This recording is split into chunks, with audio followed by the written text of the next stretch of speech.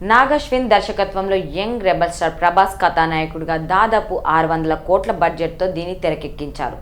ప్రస్తుతానికి ఈ సినిమా 800 కోట్లు వసూలు రాబట్టింది.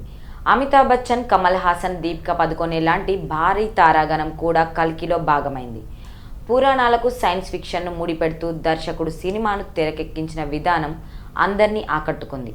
అయితే ఈ చిత్రం కలెక్షన్స్ పై ఇప్పుడు సరికొత్త చర్చ మొదలైంది. అసలు నిజంగానే కల్కి కలెక్షన్ 800 కోట్లు దాటాయా, లేదంటే తప్పుడు సంఖ్యను ప్రచారం చేస్తున్నారా?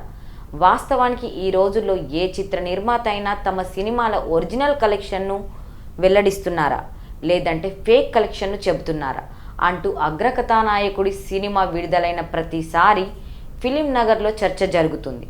తాజాగా కల్కి సినిమాకు సంబంధించి కూడా ఇటువంటి చర్చే జరుగుతుండటం గమనార్హం. బాహుబలి, త్రిబుల్ ఆర్, సలార్ రికార్డులను బద్దలు కొట్టి కొత్త రికార్డుల దిశగా సాగుతోందని డార్లింగ్ అభిమానులు అంచనా వేసుకోగా, అందుకు విరుద్ధంగా జరుగుతోంది. కల్కి సినిమా కలెక్షన్కు సంబంధించి లోగుట్టుగా ఏం జరుగుతోంది అనే విషయం మాత్రం ఎవరికీ తెలియడం లేదని సినీ విశ్లేషకులు అంటున్నారు.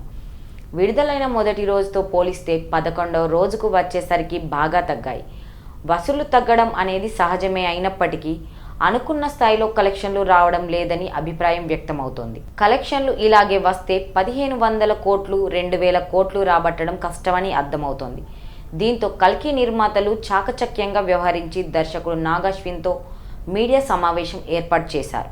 కల్కి సినిమాకు సంబంధించిన ప్రశ్నలు, సమాధానాలతో ఇది జరిగింది. దీంతో ఇది చూసిన సినీ ప్రియుల్లో సహజంగానే కల్కిపై ఆసక్తి కలుగుతోంది. శని, ఆదివారాల్లో మళ్లీ కలెక్షన్లు పెరుగుతాయని భావిస్తున్నారు. సోమవారం రోజు సినిమా కలెక్షన్లు డల్ అవుతుందనే ఉద్దేశంతో నిర్మాతలున్నారు. 1500 కోట్లు సాధించడానికి ఇంకా 700 కోట్ల దూరంలో కల్కి ఉంది. అంత బడ్జెట్ను అందుకోవడం అసాధ్యమే అనే అభిప్రాయం వ్యక్తమవుతోంది. నిర్మాణ సంస్థ మాత్రం ఏ విషయాన్ని బయటకు చెప్పడం లేదు.